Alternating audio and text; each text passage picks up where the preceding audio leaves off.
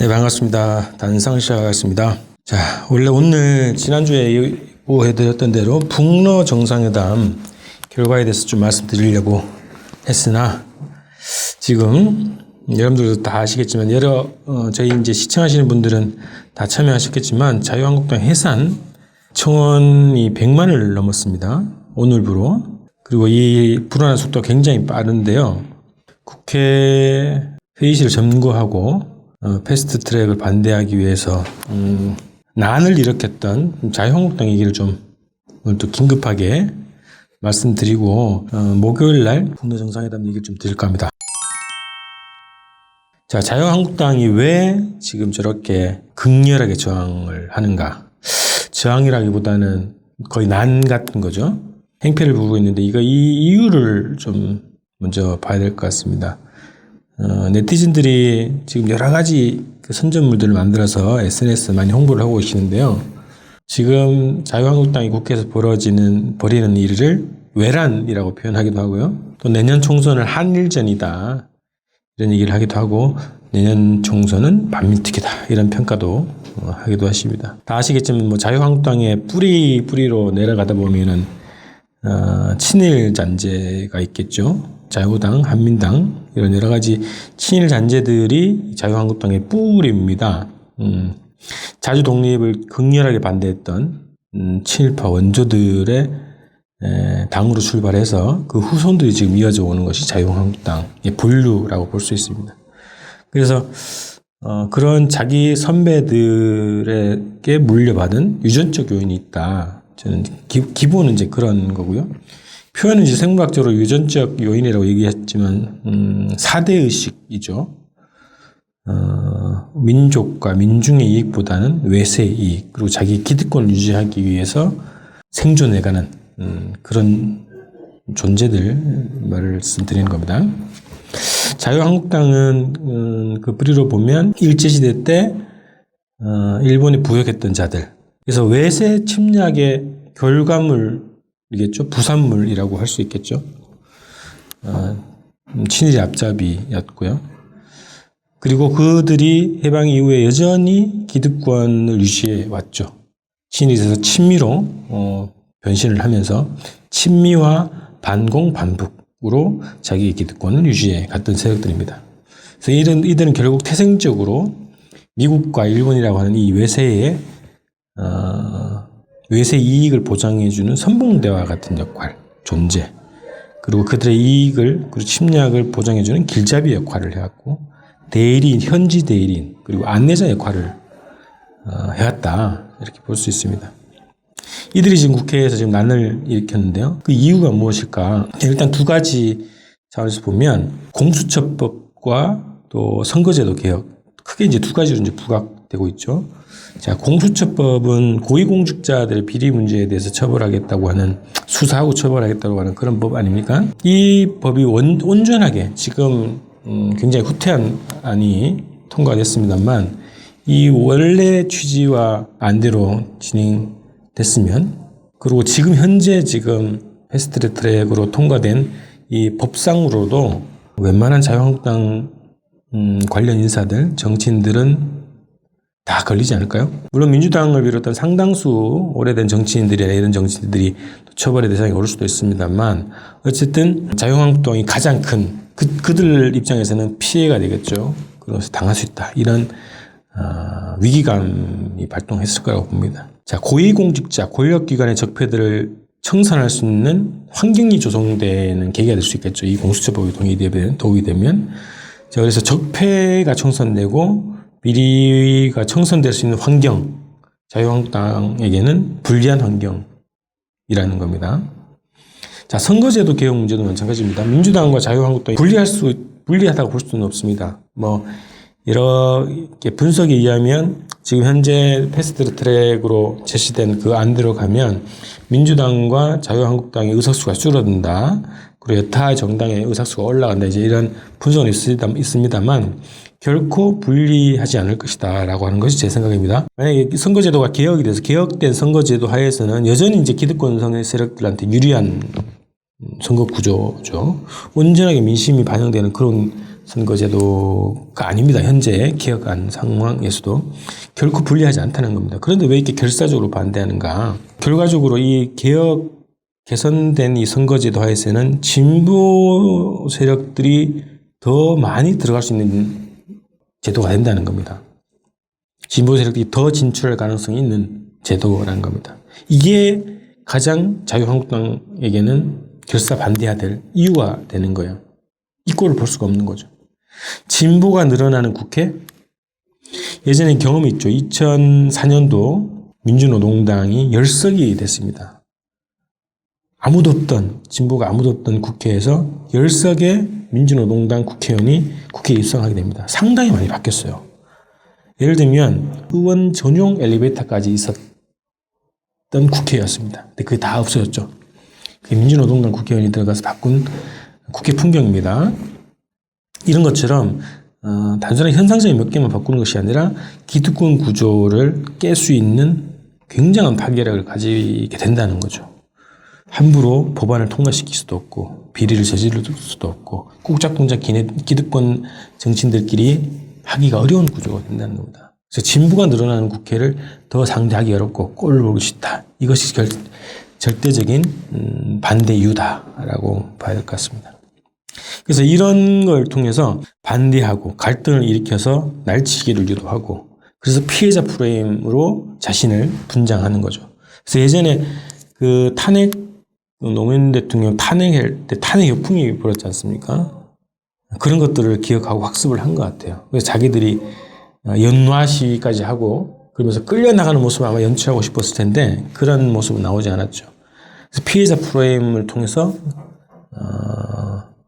장외투쟁을 더 벌여나가겠다. 이런 구상을 가지고 있었다고 좀 봅니다.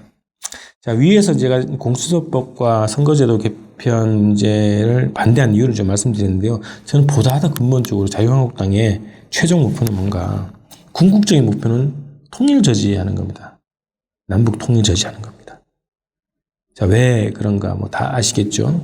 통일은 보안법을 무력화시키죠. 색깔론과 종북무료 70년 동안 이 한국 정치를 개판으로 만들었던 자기들의 기득권 구조가 영영 사라지는 상황이 된다는 거예요. 천하의 복음이었죠. 자유한국당 이후에는 이들이 재기불능 상태가 된다는 겁니다. 남북 화해가 발전하고 남북 교류 협력이 전면화되고 통일 단계로 가는 이 상황 자체가 이들에게는 재앙적 상황이다. 이렇게 인식한다는 거죠.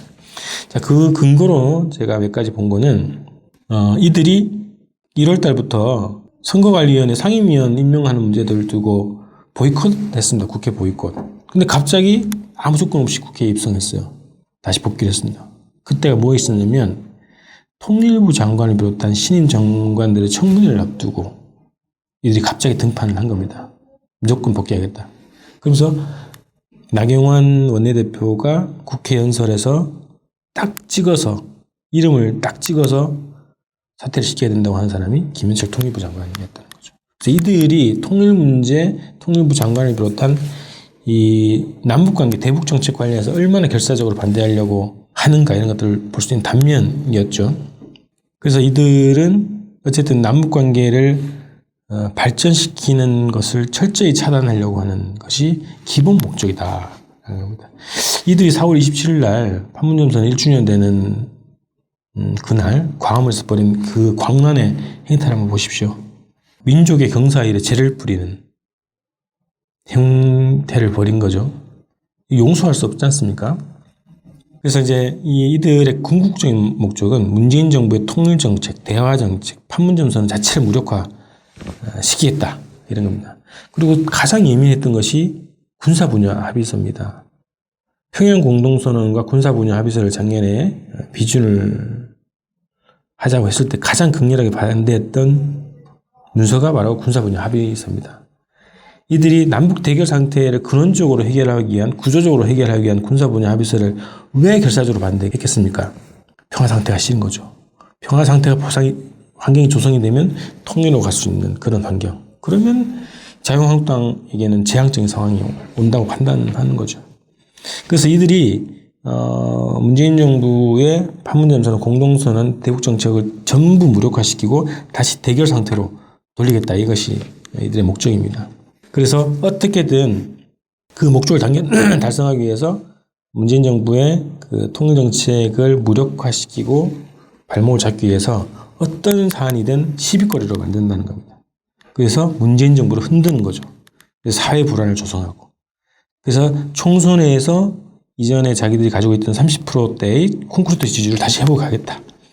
그리고 2022년 대선에서 정권을 잔달하겠다. 이것이 이들의 로드맵이라는 거죠. 궁극적으로는 지금 사안은 공수처법과 선거제도의 사안을 가지고 시비를 걸고 있지만 궁극적인 목적은 남북 통일을 무산시키는 것이다. 남북 화해 정책을 무산시키는 것이다.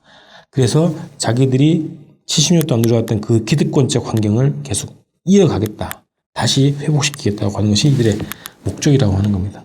자, 민족의 평화와 번영, 통일은 안중에도 없고 어쨌든 이것을 무력화시켜서 자기들의 기득권 구조를 유지하겠다고 하는 외세의 간섭과 외세의 침탈과 외세의 이익을 보장하지는 이 분단 구조를 유지해서 자기들의 기득권을 영원히 이어가겠다고 하는 것이 이들의 아주 철면피한 정치 목적이다 이렇게 볼 수 있습니다. 해산 청원이 오늘부로 100만이 넘었습니다. 조만간 저는 200만까지 갈 수도 있다고 보는데요. 벌써부터 이제 이 주말 자한당 해산, 황교안 노화경원 처벌을 위한 촛불 집회가 벌써 계획되어 있습니다. 이번 주말부터 시작됩니다. 세월호 가족들, 세월호 단체들이 전 국민들한테 호소문을 보냈습니다. 주말 집회를 하자. 그리고 5월 25일에 대규모 집회를 하자. 이런 제안을 했습니다. 이제 나가야죠.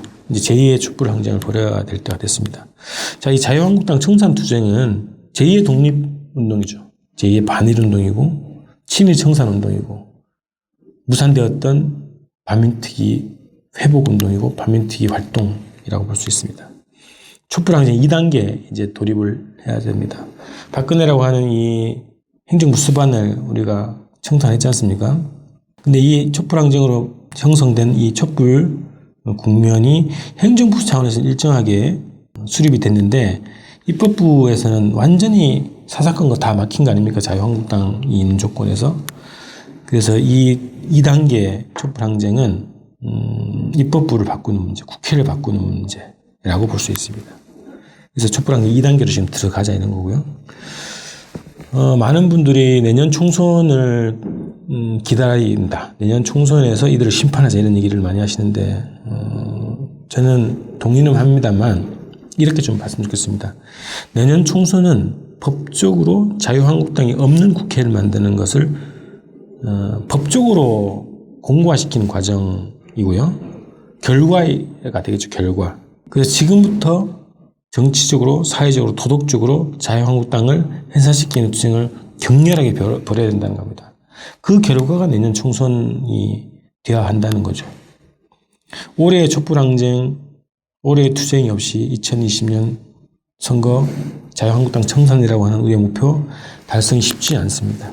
지금부터 자유한국당 청산을 위한 범국민적 제2의 촛불항쟁을 벌여야 되고 그 항쟁을 통해서 그 항쟁의 결과물로 2020년 자유한국당이 없는 국회를 만들자 이겁니다. 그 국회는 판문점 선언을 비준하고 통일 방안을 비준하고 조국 통일을 법적으로 결정하는 국회가 돼야 될 것이고 그렇게 될 것입니다.